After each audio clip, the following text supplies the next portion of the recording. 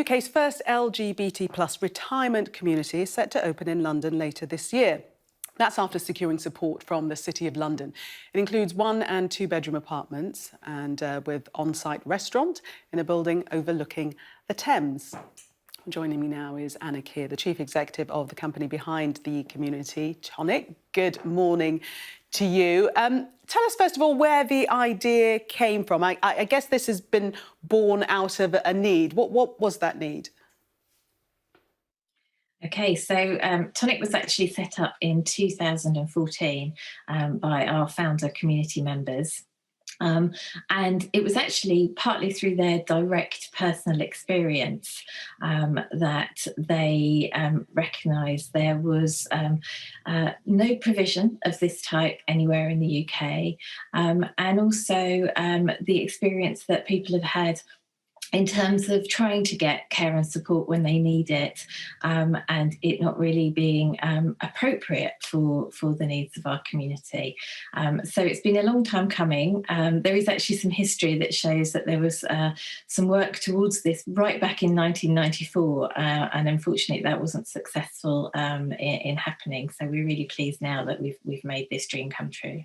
Can you explain why LGBT plus people of retirement age would need retirement homes specifically tailored for them? It's really all about community. I mean, if we use the term retirement community, for example, a lot of people, they have their connections when they're at work. They're going out. Obviously, we're not doing it at the moment, but we're still in contact with colleagues and things. When you retire, it can be quite lonely and isolating. You know, our evidence in terms of the research base is that a lot more older LGBT people are single. They don't necessarily have children. This is a different generation to the younger LGBT community and the equality rights that we've established. For the older generation, they didn't have that. They've gone through really tough times. And they want to be in an environment now where actually they don't have to come out every time they meet somebody and explain that. And in a what we call a heteronormative environment where maybe other residents are all talking about their grandchildren, that can be quite isolating for people to continue to feel like they're not part of that community, even in a setting that's meant to be a community. So we've set up Tonic.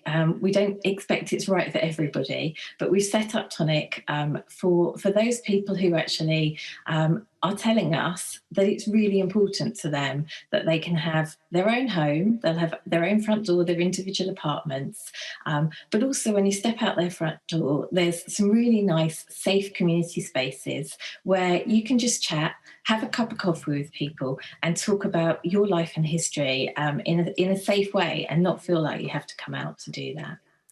Anna Kear, thanks very much for speaking to us. Good luck with the first LGBT plus retirement community that's set to open later this year. Good to speak to you. Thank you.